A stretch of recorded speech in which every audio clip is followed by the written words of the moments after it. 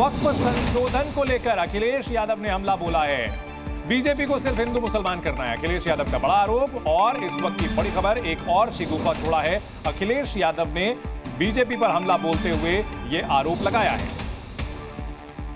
वक्फ संशोधन में जो संभावित बिल है उसको लेकर अलग अलग पार्टियों की राय आनी शुरू हो चुकी है और अपने पार्टी के ओर से अखिलेश यादव ने कहा है कि बीजेपी को सिर्फ शिगुफा छोड़ना है और सिर्फ हिंदू मुसलमान करना है। बीजेपी के पास हिंदू मुस्लिम या मुसलमान भाइयों को कैसे उनके अधिकारों को छीना जाए, उनकी अधिकार जो मिले हैं, जिन्हें आजादी के अधिकार हैं या उनके स्वतंत्र जो अधिकार हैं, उनके अपने धर्म को लेकर के अपनी कामकाज की व्यवस्था को बनाए रखने के लिए। और केवल वक्फ बोर्ड नहीं, हमारे मुख्यमंत्री देखिए कितने समझदार हैं सरकार के। उन्हें उर्दू में ये पता लगा कि नुज़ूल उर्दू शब्द है।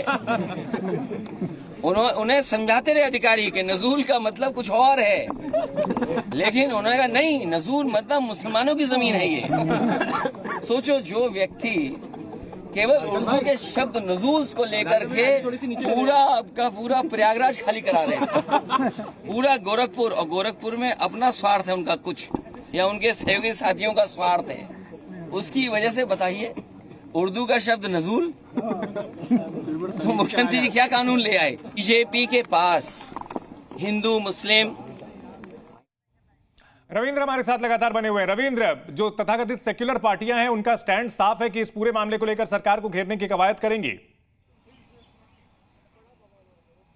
देखिए, इससे ज़्यादा प्रभावित और पीड़ित अगर कोई है तो मुस्लिम है। हिंदू बहुत ज़्यादा नहीं है इससे पीड़ित, इस वक्फ बोर्ड के जो मनमाना तरीका से जो फैसले लिए जाते हैं। हालांकि तमिलनाडु में आपने देखा कि एक गांव पर पूरे गांव पर उसके ज़मीन पर दावा कर दिया था वक्फ बोर्ड, जबकि वहां एक शिव मंदिर है। ऐसा कहा जाता है कि 1500 साल पुराना है।